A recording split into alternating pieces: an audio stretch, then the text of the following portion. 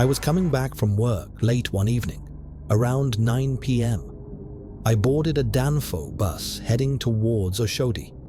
The bus was almost full, but I noticed one man sitting quietly at the back. He didn't look strange at first, but something about him made me uncomfortable. Throughout the ride, he never blinked or moved his body much. He just stared forward. At some point, the bus conductor asked him for his fare. The man slowly turned, reached into his pocket, and handed over a neatly folded note. But when the conductor unfolded it, he immediately frowned. The money looked like an old, dirty currency note that wasn't even in use anymore. The conductor shouted at him, but the man didn't respond. He simply turned back and kept staring forward again. The conductor tried giving the money back, but when he looked down, the note had somehow changed to the correct currency. The whole bus went silent.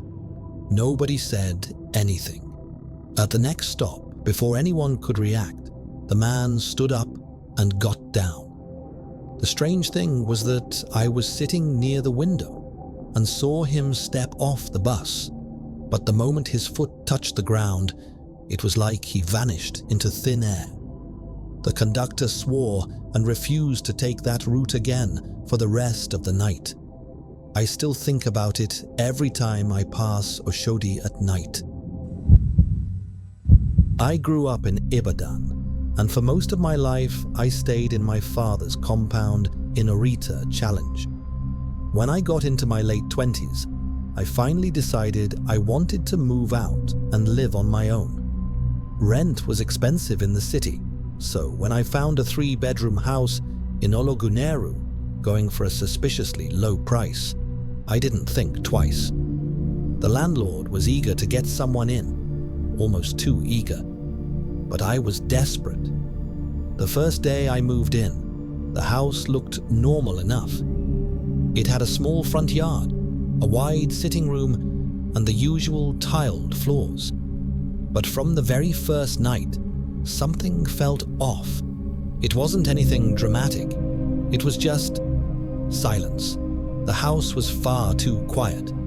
Anyone who's lived in Nigeria knows you can't escape sound. There's always a generator humming somewhere, dogs barking, neighbors shouting. But here, once I shut my door, the silence pressed against my ears like cotton. Around 2 a.m. that night, I woke up without knowing why.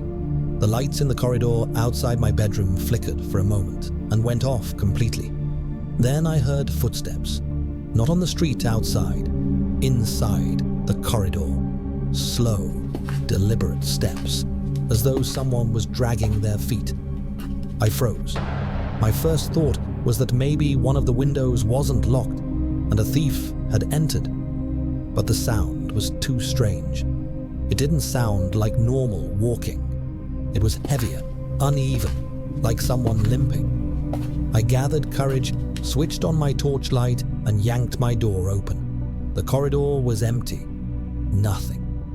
But as I shone the torch toward the end of the hallway, I saw something that made my skin crawl. The tiles had a faint, wet footprint. Barefoot. It led from the front door down the corridor and stopped directly in front of my bedroom. I didn't sleep again until morning. The next day, I went to ask one of my neighbors about the house. She was an older woman, a trader who sold pape and akara at the junction. When I casually mentioned where I lived, her face immediately changed. She asked, "That old house? You're staying there alone?" I nodded. She shook her head and muttered something under her breath. When I pressed her, she only said, "People don't last there. Just pray every night." I tried to shrug it off, but that night, things got worse. Around the same time, 2 a.m., I woke up again. This time it wasn't footsteps. It was a knock, soft, rhythmic, on my bedroom door. 3 times. I thought my mind was playing tricks, so I stayed quiet. Then the knock came again, louder. My chest tightened as I whispered a short prayer. Finally, after what felt like an hour, the sound stopped. By morning, I found another footprint on the tiles. This time, not one, but two sets. One large, one small, like an adult and a child had been walking barefoot in the house.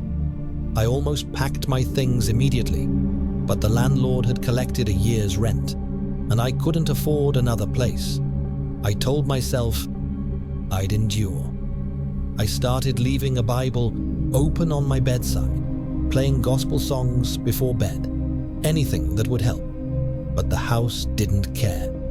One night, I came back late from work. NEPA had taken light, so I turned on my rechargeable lamp and went straight to bed. At exactly 2:15 a.m., I woke up to the sound of someone humming. It was a woman's voice, faint, echoing down the corridor. She was humming a Yoruba lullaby my mother used to sing for me as a child. I couldn't breathe. The hairs on my neck stood straight. I forced myself to sit up, my body shaking uncontrollably. The humming grew closer until it was right outside my door. The knob of my bedroom door turned, slowly. Then it stopped. I don't know where the courage came from, but I screamed, "Who is there?" My voice cracked. The humming stopped instantly. For a moment, there was silence again. Then, from the corner of the room, I heard a whisper, a voice that was not mine. It simply said, "Leave." I jumped up, switched on my lamp, and ran out of the house barefoot into the compound. I stayed outside until dawn, trembling and muttering prayers. That morning, I went to confront the landlord. I told him what had been happening, but he only looked at me calmly and said, "You will get used to it." Others did not. That single sentence broke me. Others? What had happened to them? I did some digging with the help of another neighbor. It turned out that years ago, a family had lived in that house, a man, his wife, and their young daughter.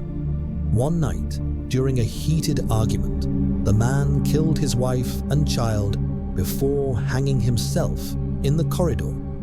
Since then, no tenant had lasted more than a few months. People left quietly, refusing to speak about what they saw inside.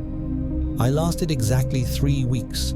The final straw came one night when I woke up and found the little girl sitting at the foot of my bed. Her skin was pale, her eyes completely black. She tilted her head at me, smiling in a way that didn't feel human. Before I could even react, she whispered the same word as before. "Leave."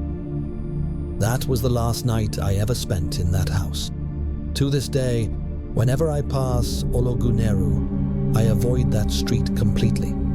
And I sometimes wonder if the next unlucky tenant is sleeping there right now, waiting to hear the knock at 2 a.m.